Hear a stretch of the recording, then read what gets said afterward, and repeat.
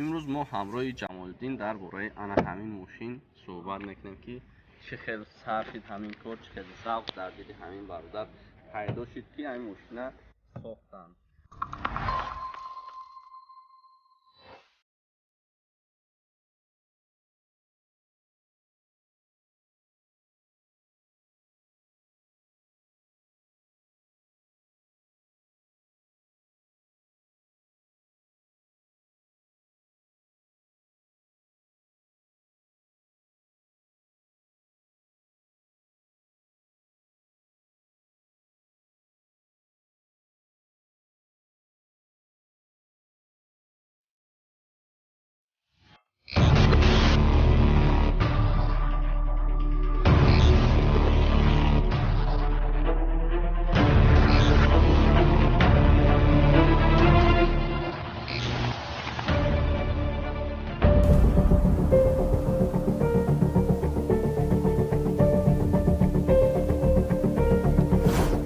салому алайкум бародарон ва хоҳарони азиз, хуш омадед ба канали Ҳамнаво. Бо шумо ҳастам Али Акбар. Имрӯз мо ҳамроҳи Ҷамолиддин дар бораи ана ҳамин мошин суҳбат мекунем, ки чӣ хел сар шид ҳамин кор, чӣ хел завқ дар диди ҳамин бародар пайдо шид, ки ҳамин мошина сохтанд.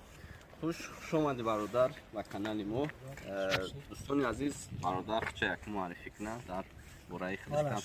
Ҷамолиддин ихтироъкунандаи фақат аз вақташ я 13-14 сол мешавад, ки фақат дар бораи ихтироъоти нақлиёт сар кор дорам. Ма дидам дар ин рӯзо ки бисёр одамо аз ҳисоби мотоцикл, аз ҳисоби квадроцикл, аз ҳисоби техникое ки рӯпӯш надоранд, ҳуян аз ҳисоби бисёр саломатишон аз даст метавад. Ман ҳамин чиза ихтироъ кардам. Фикр кардам бароман ки ба мардуми мо ҳамин чиз шояд ягон беҳудӣ бутаву ягон фоида бутав. Чанд сол давом кард ҳамин? Мисол аз аввал фикр чӣ хел омад ва чӣ хел сар шид ҳамин кор? Чанд моҳ давом кард? И ихтирои аввалини ман нест. Хеле бисёртарин медонам ки ман бисёр хел чизо ихтироъ кардагиам. Фақат ҳамешози бисёр хеле барои хизмат мувофиқ омад, ки ақибаш багаж дорад. бози ҳамаи одамо барои кӯшиш барои як ҷо бор бурдан чӣ кардан чӣ дорад, сетка дорад, мисол ягон бор мекунад. ира як 6-7 мошинагие мо амира саршавии кор монайна будуш кардем. ҳозир тайёра меравад. Ҳай бо дар вале бо мондагӣ як короиш нокардааст. ҳозир бо мисол видео мешава, ҳамаша мебинем чӣ хел меравад. Тайёра ҳамаш. Дар бораи ҳамин мошин камтар маълумот медодӣ. Мисол чӣ хел свор мешавад, барои чӣ махсус, барои чӣ дарш аз тарафи дасти чап омадааст? мо ира як дар кардем ки метавонад ки ноболиғо талабаи мактаб 16-18 сола ҳай кунад, ба ин хотир дарша аз тараф дасти рост кардем. Дарш ай болоҳӣ мешавад. Дастаи дарш ай боло мувофиқи правила каемш ки вақте ки ай мошин мефурояд ай тарафи раҳ намефурояд, ки ягон мошин сол хатар нарасонад ба ӯ, ай пиёдагард мефурост ба тарафи пиёдагард мефурост. Хуш, мошин ба чӣ меравад? Ба аккумулятор меравад ё ки ба сӯзишворӣ? мошини мо ба сӯзишворӣ меравад. Имрӯз мо барои шумо муҳаррик бак, бензобак ҳамаша муаррифӣ мекунем. Мотор аст. хуш, камтар дар бораи мотор гап баркард. инаи моторора ҳозир бисёри ҷода дар мотоциклову квадроцикло истифода мебаранд. Мотори камрасхода дар 100 километр 2 литр 800 грамм уфтагӣ аз ҳисоби вазн зиёд шуда модои 3 литр мехӯрад дар 100 километр. Метавонем ки бо дар болои ин бор кашем, я бор маҳкамаш мекардем.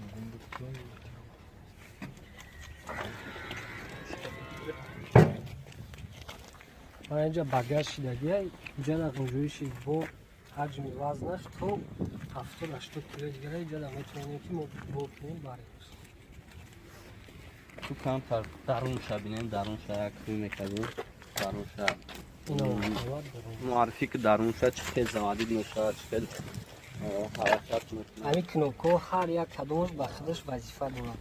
инаи барои беспроводной музика, хоб и барои фар, дальний, ближний, поворотник, стоп, старт, скорость передачаро нишон медиҳад. иша поворотник, хоб система охлаждени мотора,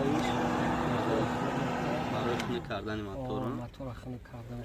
Хоб ана ёш подъёмники ям багажа ҳуй мекунам, вақта мекунам. пеш аз заводид кардан ина иҷа калид монда яки мақсад тириза надорад дар вақти набудани соҳибаш ҳам калидта мегирам мебурам мера ҳеҷ ка дига ягон кор карда наметавонам. Дарин. Я заводид накади? Ана старте. Ана мо иҷа старта стопа фромӯш кардем. Агар стоп давондаи боша заводид намеша. Ина зозибоя заводид шавад. Як камтар ҳаракат ба пешку бинем.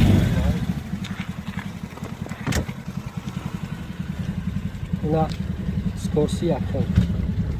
Иҷа мо датчик дорем ки скорсоро нишон метавад. То 4 та скорса. Ина ози скорса бемув бечи намерава. Ина халастой. Ина иҷош 4 скорс. Ҳатто 4 скорса мезанем ҳаракат намекунад то вақте ки газа наҷахем.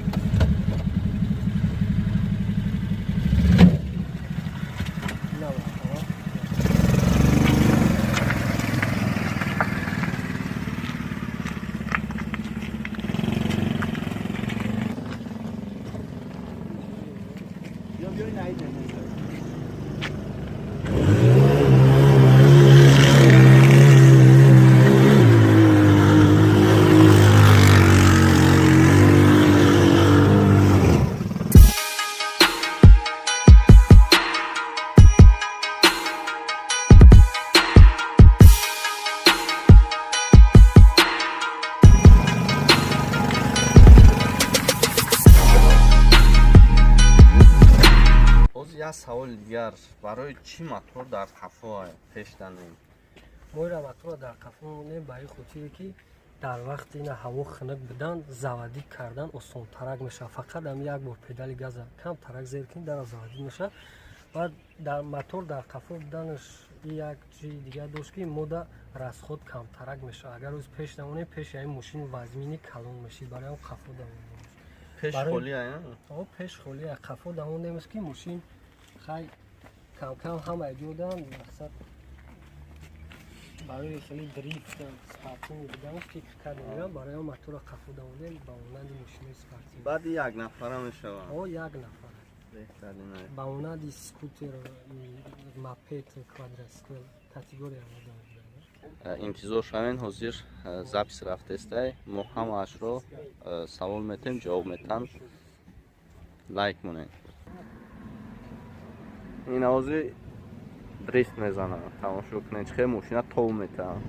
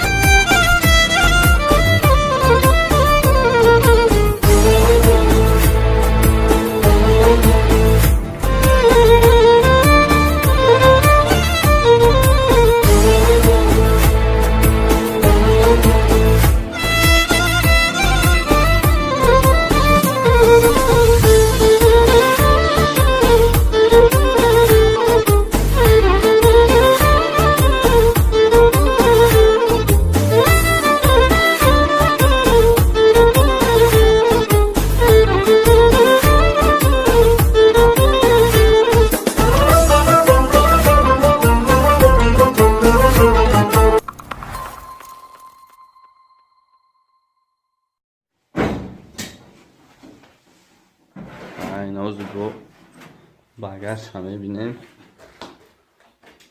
рушнӯй нест, автоматика ина.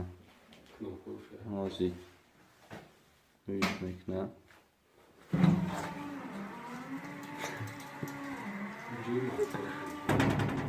این درون موتور میشه با خودش محکم میشه خیلی دشوار میپوشونه نه این پیشه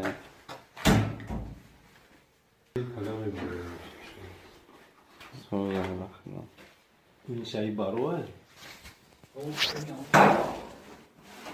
درش نگاه که چقدر میشه بلوک اگه میشه نه درونش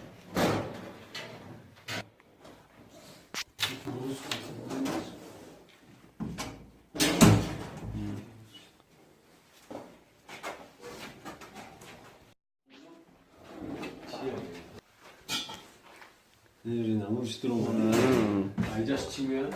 اینجا لباوی اگوله لباوی بوسید چیزی هست نمیشه بود نموش تو نمیشه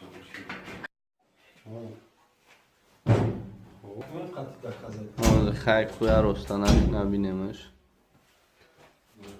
درباره دیزاین برنش خیلی بهترین اومده درباره دیزاین درونش چی گفتنی با سوستر میشه و ای درباره دیزاین درونش ما جزی فقط کم و کم وقت کمتر اگر برای نمایش در آوردن این امور دوشنبه نمایش فیروز کردن ما اونجا سروسمترش اودی کردیم این چیزا اوینده در نقشه داریم که باید همه یک کنوکو علی شایی واس شما کنوکو کنوکوی زمانوی کنوکو همه سیستم اتوماتیک که شاید اوینده در همه صورت با تلفن استفاده برایمش سیستم اون سیستم میدن وقتی رول دادیم خودش اتوماتیک که باید پلارو میگیریم وقتی گاز پورا پدال میخوره اتوماتیک که باید دیگه تلفن استاپ کنه پدال پیچ خودی استارت میکنه خودش میاد